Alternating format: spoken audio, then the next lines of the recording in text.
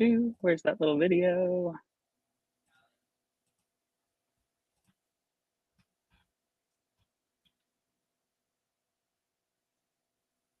Sorry, I lost the movie club intro. Oh no. Where is that? Bear with us for nobody who's watching. It's a lot of images of movies we've done in the past and a Yeah, piano yesterday soundtrack. or the day before, it was like right on top.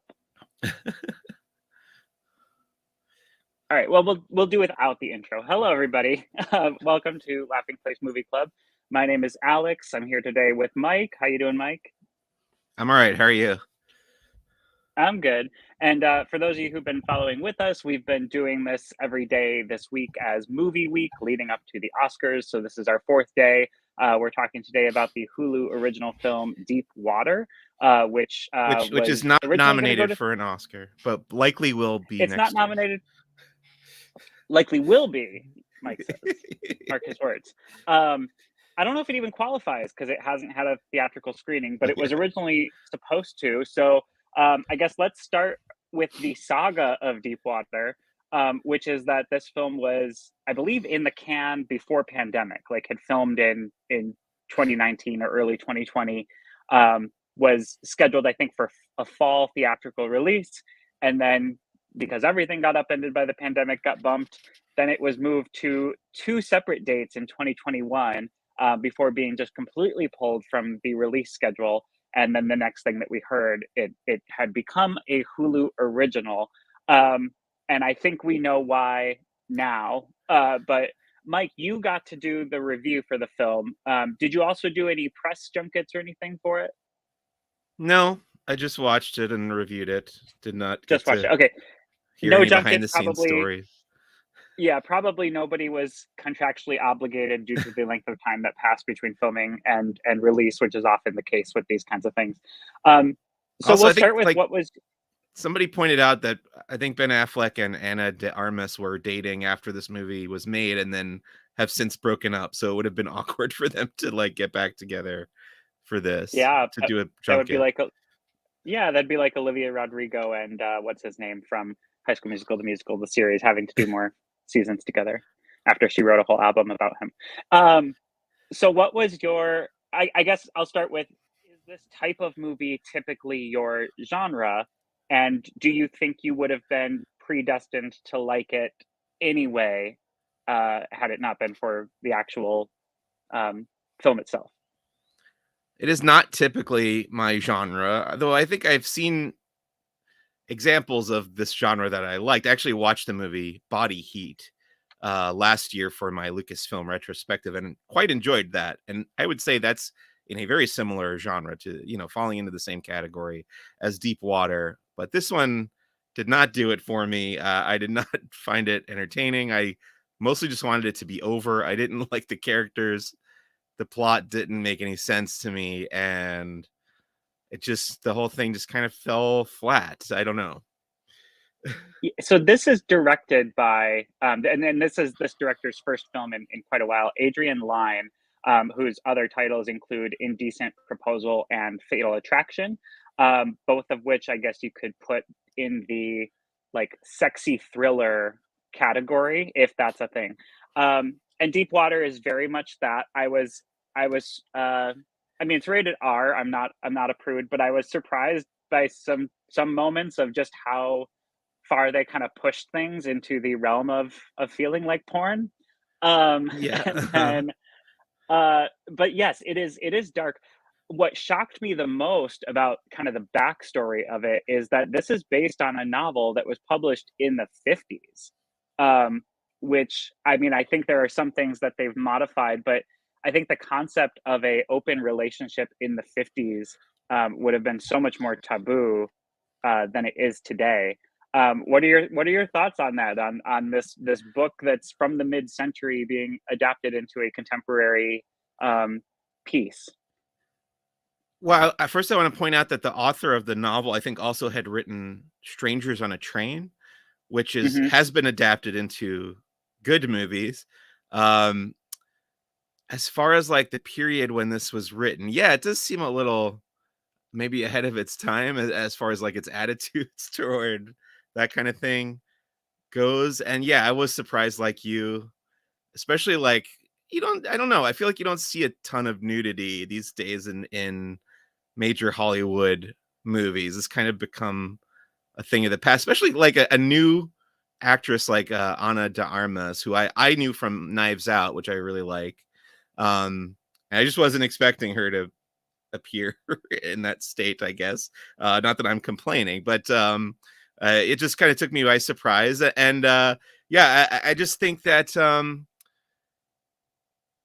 boy, I don't know. I really don't know how I would have approached this differently to make it more palatable or whatever. I feel like there are movies where the characters aren't likable, but I still like the film. But this is not one of them. I just felt like they're both terrible people. Both the husband and the wife, the Ben Affleck and the Ana de Armas character, are just awful to each other and to the people around them. And I don't know why anyone wanted to spend time with them. It seems like they're always having parties. Like every other day in the story, they're at either hosting a party or at a party, and that's where most of the plot takes place. Did you feel like, I wanted to ask you, do you think we were supposed to wonder whether he was actually killing these people or not, or was I reading that wrong? In the beginning, I think so. I think by act 3, they made it abundantly clear Yeah. he was Right, doing right, this. right. And with the third case, which the first so for anyone's watching who hasn't seen Deepwater, by the way, if you are planning to watch it, we're about to get into some spoilers, so this is probably not the way to enjoy the story. So hopefully if you're watching with us, you've seen the film and want to take part in this discussion. We are also live right now if you see that icon, so you're welcome to put comments in the chat. You can help steer our conversation, and we'll share your comments and join in the dialogue with you. But yeah, no, I think by the third act it was definitely no longer a question.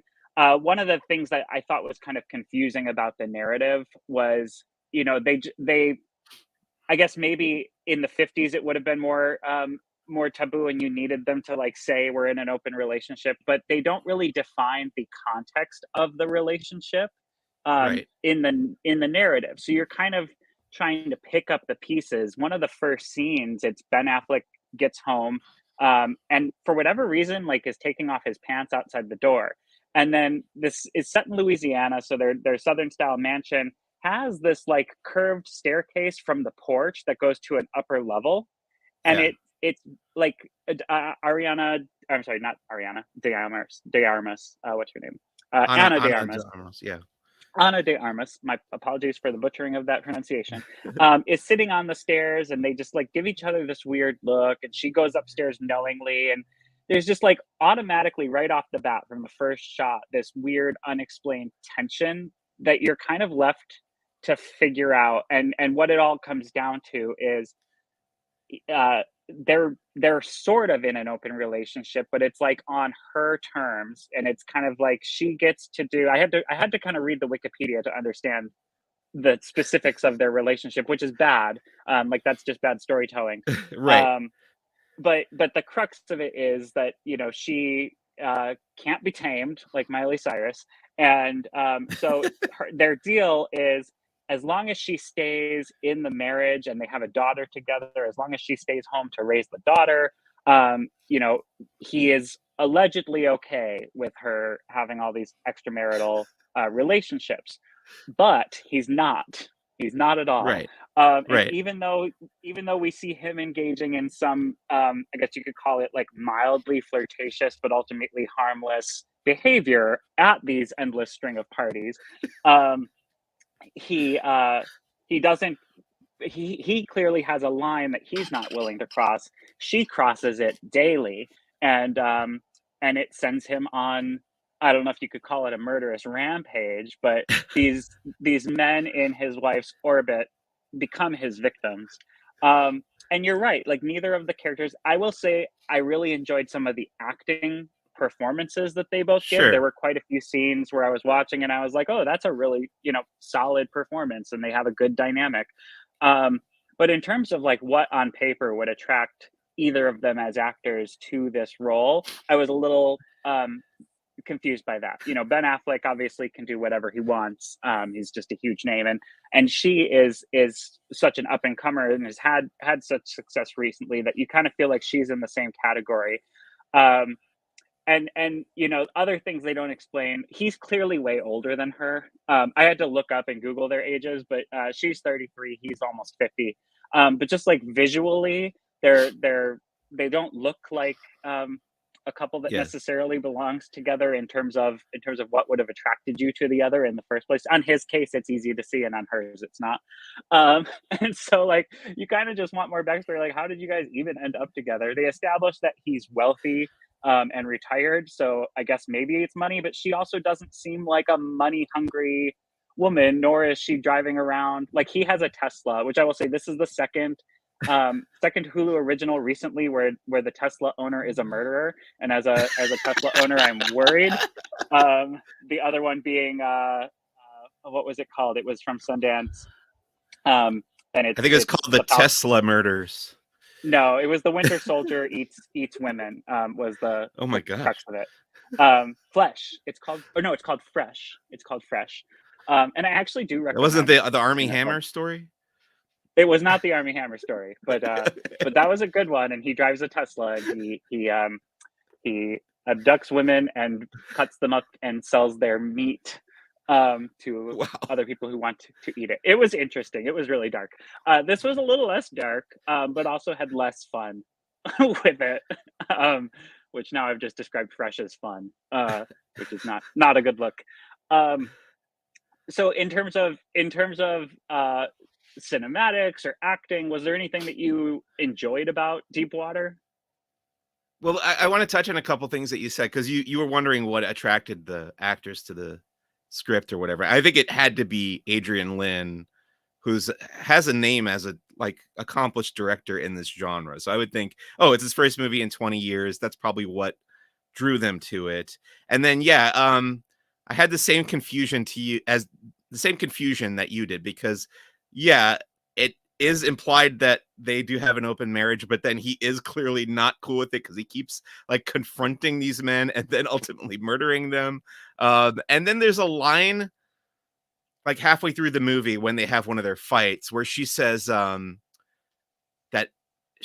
he doesn't want to end the marriage because he's not bored, which I think is kind of the thesis statement of the movie. They both are kind of irked by each other's behavior, but they are at the same time kind of into it because it keeps things interesting. And I think that's kind of the twist in the end, to get into real spoilers. Oh, she finds out that he's murdering these dudes and then doesn't report him or anything because no, she's turned on by it. Yeah, it kind of functions on the same level where she's sleeping with these other dudes, he's murdering them, and they're both kind of pushing each other's buttons in that way. As for things that I enjoyed about the movie, boy, this is going to be a tough one. Yeah, I think you're right. You're right that the performances were good. I think, yes, they have both proven themselves to be good actors. And there were moments in this where I thought they were fine. I think there were some interesting shots here and there. I'm trying to remember. I watched this a few weeks ago, but there wasn't a lot. I was mostly kind of baffled. There's the odd thing with the snails in the garage or whatever. I was going to ask you about that. I kept looking for it. Was there, because that is something that I don't think was in the book that was created for this movie. And I was trying to see, was there any symbolism in the fact that his hobby was growing, these weird, unique snails. I do know from Isabella Rossellini's Green Porn, which is a really good HBO educational short form series about how animals mate, in which she dresses up as these animals and in Isabella Rossellini's iconic accent demonstrates how they do it. And for snails, there is and this is this all is so strong in my memory because you just can't forget it. She's talking about sadomasochism, and snails have a stabby thing that comes out and they stab each other, and that turns them on, and then they mate. Oh, so that was the only but they don't explain that at any point, of like, this relationship between how snails mate and how these two characters mate. And that was one of those things I was waiting for. Like, as soon as I saw the snails, knowing that from green porn, I was like, oh, they're gonna make this a layer of something. And no, nothing.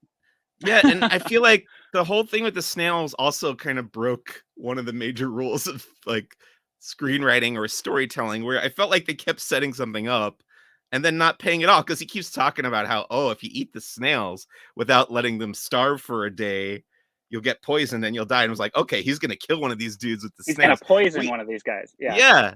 Like we had just Nope. probably a couple weeks before I watched this movie, Tori and I had watched a Columbo episode that was about a guy who killed somebody with blowfish poison, which was it was kind of the same idea, where they set it up at the beginning. They talked about how the blowfish poison worked, and you're like, oh, the guy's gonna kill the victim with the blowfish poison. Sure enough, he does. And in this, it was the exact opposite, where they never came into play or anything. The only way the snails really tied in was she found the dude, one of the dude's wallets in the tank. Like that's where he was And that's hiding how the she wallet. knew. Yeah. That's how she knew for sure he had murdered her. Her ex-boyfriend, like he was more than just, a man who came into her life and had a fling with. She had like longevity with him, and was just totally fine with it. Yeah. Even though the previous guy who was murdered, she freaked out, and in front of a room full of friends and police was like, he murdered him. He murdered this boy I just slept with in a car, and he drowned him in this pool. Yeah, that was interesting. But then One of the my thing, favorite. yeah. Oh no, sorry. Yeah, the thing that really made me throw up my hands and kind of give up was at the climax, when there's a intense chase between a car, like And a guy bike, driving a car, and Ben Affleck on his bike, a pedal and the bike, guy, not a motorbike. yeah, a pedal bike, and it's through the woods, which, okay, there's a little element of danger there where you might lose control, steer into a Skid and tree or whatever.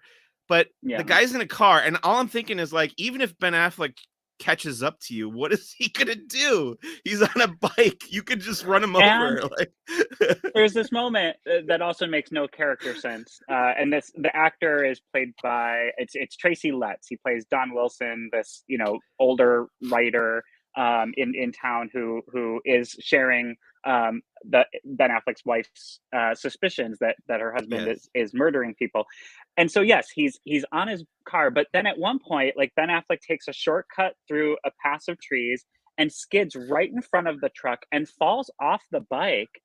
And instead of just like backing up and trying to get away from this person, he gets out of the car. It's like in a horror film when like a killer enters and the girl runs upstairs. Like, that's the big no-no. Like, you stay on the level with exits, right. or you're going to get murdered. And yeah, this was just like, you don't get out of the car with the man that you've accused of murder, who you just kind of witnessed murder and is now chasing after you. And again, you're in an SUV and he is on a bicycle. Yeah, so all like just so many weird little moments like that. But in terms of like creative choices, there are definitely moments between Ben Affleck and Ana de Armas that I would wager were not written into the script. Okay. One of my favorite being she seems to have an enjoyment of road fellatio. We see her do it several times to different characters, and she and Ben Affleck are Is that having is like that the an first time that phrase argument has been uttered on Laughing Place? by Laughing Place. I'm pretty sure, and my apologies to Doobie and all watchers. I know he will have a problem with it, and I hope I am not fired. I tried to make it as PC as I could. Right. Okay. So, but anyway, they're having this argument while she's like stopping and starting, and then eventually she's like, "Oh, I'm just too mad at you to continue," and she sits back in her chair and she takes, pulls like a hair out of her mouth, and it's just, such a creative choice. Like, and I'm sure that wasn't scripted, and it's just something that she pulled out. And I thought, like, she's really into this moment as an actress. And she's a great actress. Ben Affleck's a great actor. The other thing that I thought was kind of funny is one of the young guys, I think the first one that she is with, to me looked like a little Matt Damon clone. which like in a Ben Affleck movie was funny that like they got someone who looked so much like a young Matt Damon and just put like long scraggly blonde hair on him. That I was taken out of that. It was like, oh, did you mean to do that, or was that a happy accident? Brendan Miller is the name of that guy. So if you Google Brendan Miller, Okay. and then think of Matt Damon, you'll probably see that they are maybe the same person. Um, yeah, was there anything else you wanted to say about Deep Water? And I realized I loaded in all these visual aids and then haven't touched them. So I'll pull up some Yeah, I'll pictures. say this was one of those movies where I spent the whole time trying to guess what the twist ending was going to be because I thought for sure this movie was going to have a twist ending, and it kept having those like flash scenes where you would see like Ben Affleck's mind's eye of when he was killing, like when he's drowning the guy in the pool. It wasn't quite in reality or whatever. You could see it was like in his brain that we were seeing how he was pulling the guy down under the water or whatever. And I thought, okay, either it's going to turn out he hasn't really been killing these guys at the end. We're going to find out it was all in his imagination. I was thinking about like American Psycho or whatever, which has that kind of a twist or whatever. Hmm. But Or then, even Fight Club.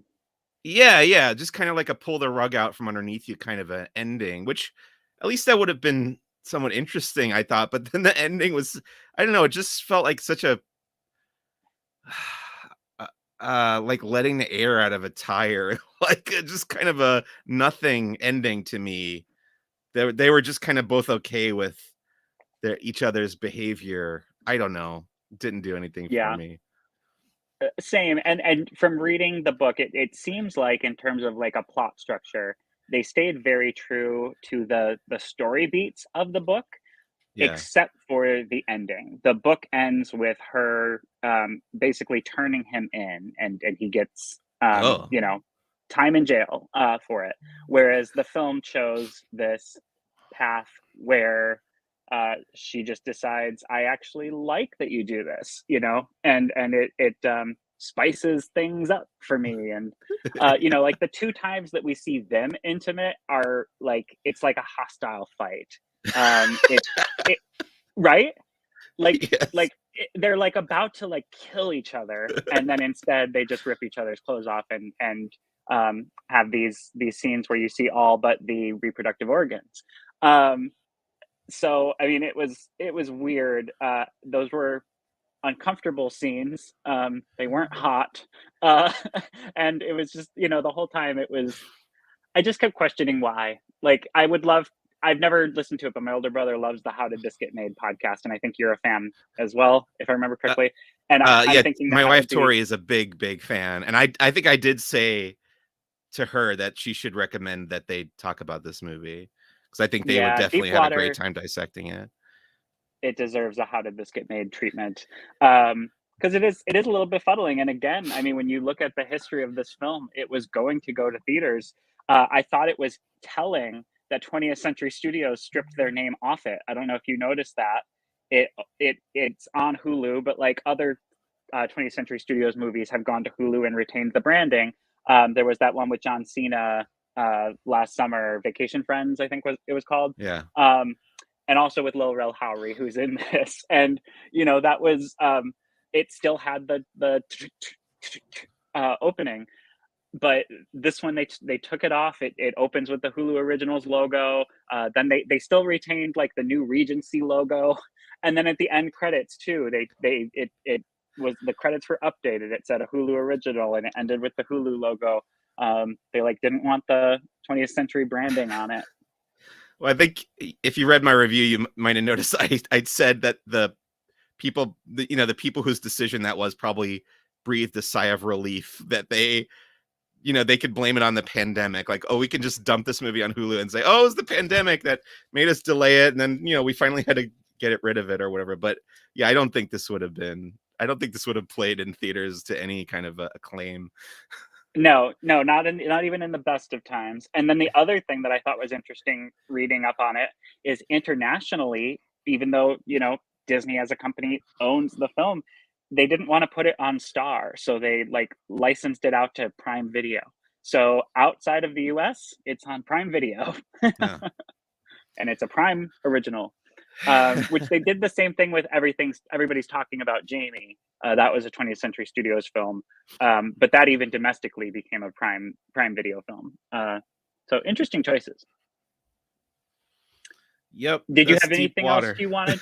Yeah, anything else you wanted to say before we submerge this film and never talk about it again? No, I think we about covered it. I wasn't expecting to have to bring up those bad memories, but now I feel like this was kind of a catharsis in that way. Yeah, it's a little bit of therapy happening here today for the two people who had to watch Deepwater.